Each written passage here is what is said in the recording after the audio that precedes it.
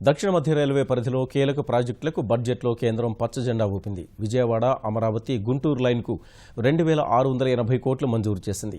Kotipalli, Narasapuram railway లైన్కు 430 కోట్లు, Nadikudi, Srikalahasti railway లైన్కు 340 కోట్లు, Kadapa, Bengaluru railway మార్గానికి 240 కోట్లు, కాకినాడ, పిఠాపురం రైల్వే మార్గానికి 150 కోట్లు నిధులిచ్చింది.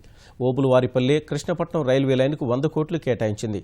విజయవాడ, గుడివాడ లైన్ మచిలీపట్నం పోర్టు వరకు పొడిగించేందుకు 130 కోట్లు పద్దులో చూపింది. జగ్గయ్యపేట, మేళ్లచెరువు, జాన్ పహాడ్ మార్గానికి 79 కోట్ల నిధులు ఇచ్చింది.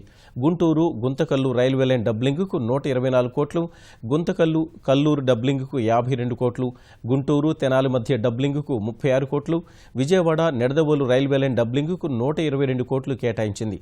ఆంధ్రప్రదేశ్లో 9 ROBలు, 10 RUBల నిర్మాణానికి 751 కోట్లు ఇచ్చింది. రాజమహేంద్రవరం యార్డు అభివృద్ధికి 27.2 కోట్లు, ఏపీ, తెలంగాణలో 4 రైల్వే క్రాసింగ్లకు 19 కోట్లు బడ్జెట్లో కేంద్రం కేటాయించింది.